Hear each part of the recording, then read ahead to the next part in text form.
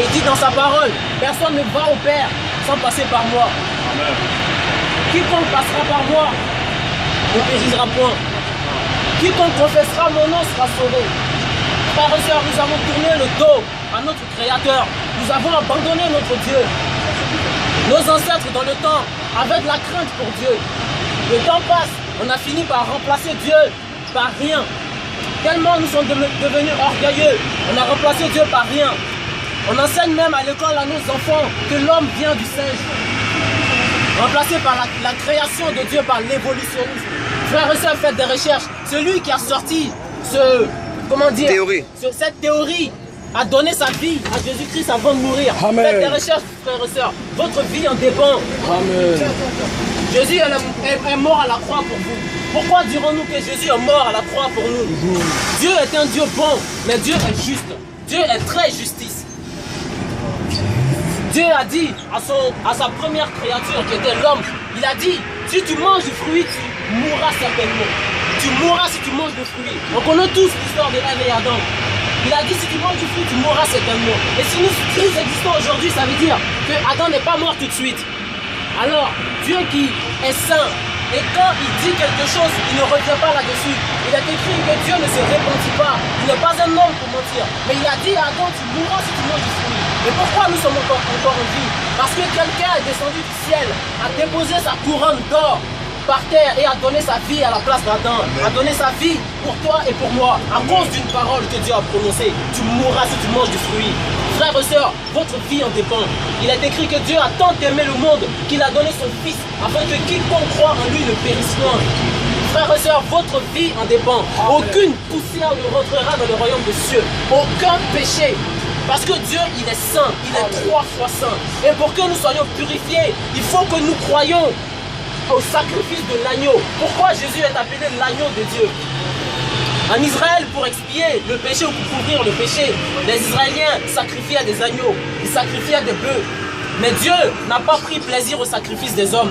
Il a descendu son Fils unique, c'est-à-dire sa propre chair, pour le crucifier pour nous. Afin que quiconque croit en ce sacrifice et confesse ce nom soit purifié. Qu'il ait le salut gratuitement. Frères et sœurs, les œuvres ne sauvent pas.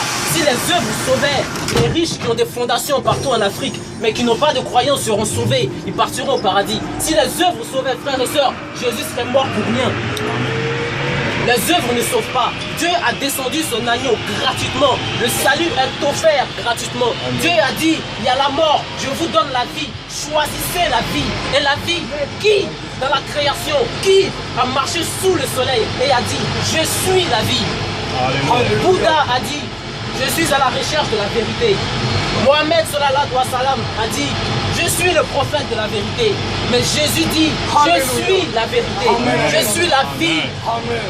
Quiconque croira à moi n'aura jamais faim. On court après le travail, l'argent. L'argent que nous gagnerons, on achètera du pain, on mangera. Frères et sœurs, vous aurez encore faim. Vous allez boire de l'eau tous les jours, vous aurez encore soif.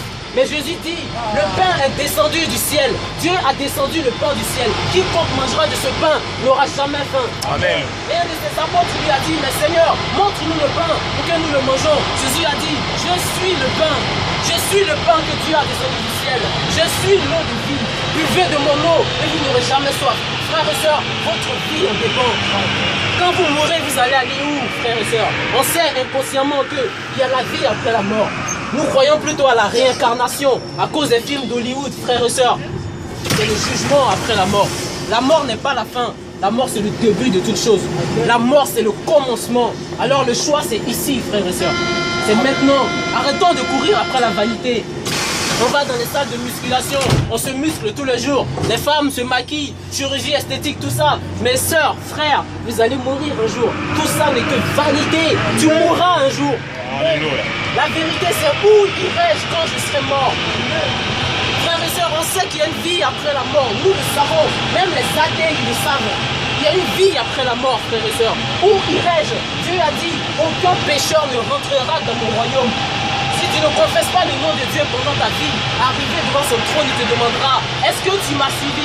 Est-ce que tu as cherché ma face? Si tu réponds non, il te dira, sors de mon royaume. Et dehors, hors de son royaume, frères et sœurs, c'est le feu éternel. Il n'y a pas d'autre issue.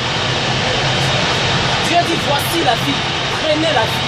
Et la vie, c'est en Jésus-Christ. Frères et sœurs, c'est simple. Tu n'es pas obligé de faire de bonnes choses ou de